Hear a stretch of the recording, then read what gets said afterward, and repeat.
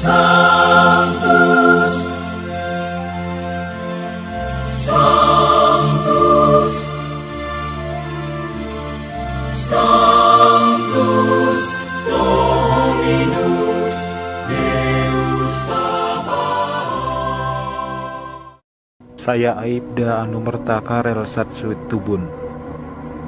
Saya satu-satunya pahlawan revolusi dari kepolisian. Pada malam penculikan itu, saya sedang berjaga di rumah Bapak Johannes Leimena.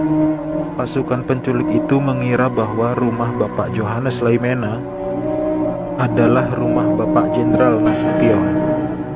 Dan saat itu saya sedang bertugas jaga di rumah Bapak Johannes Leimena. Dengan brutalnya para pasukan itu langsung merangsek masuk ke rumah Bapak Johannes. Saya yang mendengar keributan itu segera mengambil senjata saya, dan pasukan penculik itu tanpa ampun langsung menembaki tubuh saya. Harapan saya agar generasi penerus bangsa tetap memegang teguh ideologi Pancasila demi NKRI. Karel Satsuitubun, pahlawan revolusi yang Katolik. Saat memperingati peristiwa gerakan tanggal 30 September G30 SPKI ini, kita mengenang salah seorang pahlawan revolusi beragama Katolik, yakni Karel Satsuitubun atau lebih populer dengan nama KS Tubun. Dia satu-satunya polisi yang menjadi korban dalam peristiwa yang terjadi pada tanggal 30 September tahun 1965. Karel lahir di Rumadian, Kei Kecil, Maluku Tenggara pada tanggal 14 Oktober tahun 1928. Ayahnya bernama Primus Satsuitubun dan dikenal oleh masyarakat setempat sebagai seorang Katolik yang taat.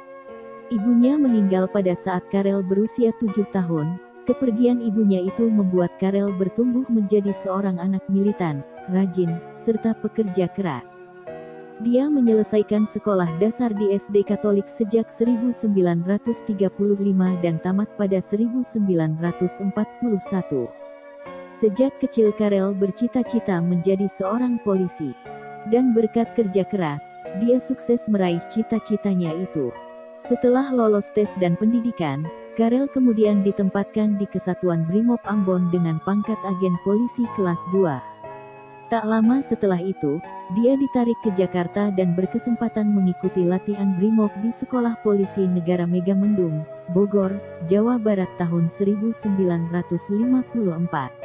Pada tanggal 18 Februari tahun 1955, Karel bertugas di Sumatera Utara. Saat terjadi pemberontakan Darul Islam atau Tentara Islam Indonesia di Aceh, Karel ditugaskan untuk berangkat ke medan konflik. Dari Aceh, pada 1958, Karel ditarik kembali ke Jakarta. Ia ditempatkan di Ciputat. Namun, tak lama di Jakarta, Karel harus pergi lagi untuk bergabung dengan pasukan lain dalam menghadapi pemberontakan Permesta dan DITI Kahar Muzakar di Sulawesi Selatan. Di sana Karel bertugas selama 6 bulan. Pada tanggal 2 September tahun 1960, Karel dikirim ke Sumatera Barat selama 6 bulan untuk mengatasi pemberontakan Pemerintah Revolusioner Republik Indonesia PRRI. Ia bertugas di bagian lapis baja Kompice. Dari Sumatera Barat, dia akhirnya masuk dalam misi Trikora atau Trikomando Rakyat, untuk turut membantu dalam rangka pembebasan Irian Barat. Ia bertugas dalam operasi ini selama 10 bulan di perbatasan Irian Barat. Selesai dari Trikora, Karel pun ditarik kembali ke Jakarta dan diberi kenaikan pangkat menjadi brigadir polisi. Namun, kali ini di Jakarta Karel menemui ajalnya. Pada malam itu, Karel menjaga rumah Perdana Menteri Dr. J. Leimena, yang berjarak tak jauh dari rumah Jenderal Nasution. Padahal Nasution adalah salah satu jenderal yang menjadi incaran gerombolan kudeta. Para penculik yang hendak membunuh Nasution juga datang ke rumah Leimena dan menyekap para pengawal rumah Dr. Leimena. Mendengar keributan, Karel Tubun pun terbangun dengan membawa senjata. Ia mencoba menembak para gerombolan PKI tersebut. Namun, malang menimpa Karel karena gerombolan itu pun juga menembaknya. Dalam perkelahian yang tak seimbang karena dia seorang diri, Karel pun tewas setelah besi panas menghujam tubuhnya. Atas segala jasa dan pengorbanan dalam gerakan tanggal 30 September, Karel masuk dalam daftar sebagai pahlawan revolusi. Pada saat yang sama, pangkatnya naik menjadi Ajun Inspektur 2 Polisi, dan namanya diabadikan menjadi nama sebuah kapal perang Republik Indonesia dari fregat Van Spek Class dengan nama KRI Karel Satsuit-Tubun.